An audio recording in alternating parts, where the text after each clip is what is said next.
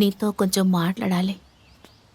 చిన్నప్పటి నుంచి తనే నా భర్త భర్త అని అందరూ చెప్పడం వల్ల నా మనసులో కూడా అదే నాటుకుపోయింది.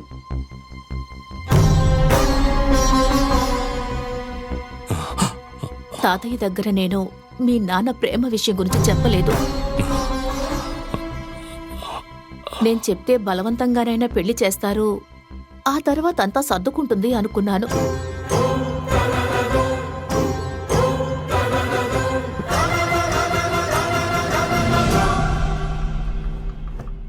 కానీ అది అలా జరగలేదు. జరిగిన విషయం అది.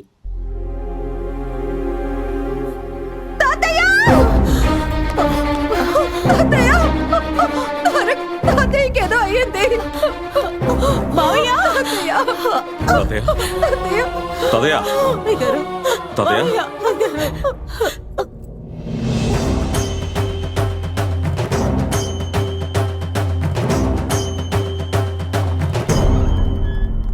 అవన్నీ అబ్జర్వేషన్లో పెట్టండి. Okay doctor.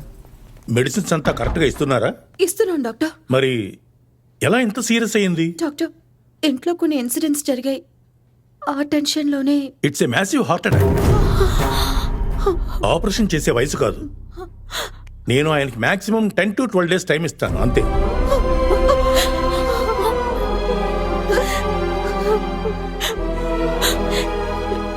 ఇంటికి తీసుకువెళ్ళండి, హ్యాపీగా ఉండేలా చూసుకోండి.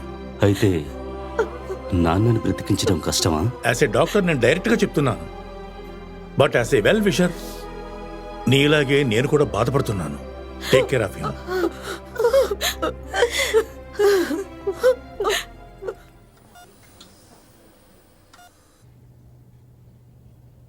మాటి మాటికి మా అమ్మ నాన్న చనిపోవడానికి తాతయ్యే కారణం అనేవాడివిగా.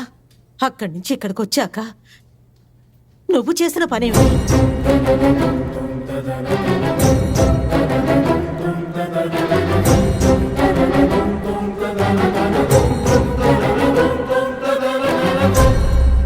తారక్, మీ తాతయ్య నీతో మాట్లాడాలంటున్నారు.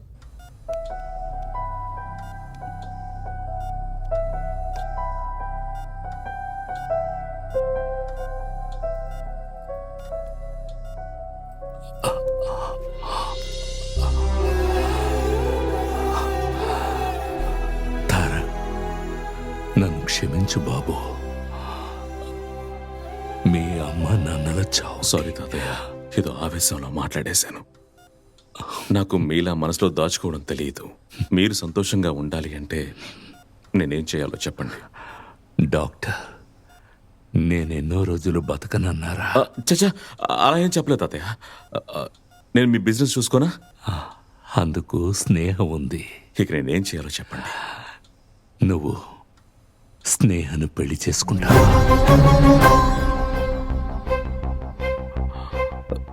స్నేహ? నేను ఆల్రెడీ తనతో మాట్లాడాను. తను కూడా ఒప్పుకుందిరా. నువ్వు కూడా ఎవరిని ప్రేమించలేదన్నావుగా. మీ నాన్న పెళ్లిని నేను చూడలేకపోయాను. నీ పెళ్ళైనా నేను నిన్ను బలవంతం చేయడం లేదురా. నేను స్నేహను పెళ్లి చేసుకుంటే మీరు సంతోషంగా ఉంటారు కదా. చూడండి చూడండి తాతయ్య, మీరు ఎక్సైట్ అవ్వకూడదు. సంతోషం. సరే, మీరు రిలాక్స్ అవ్వండి.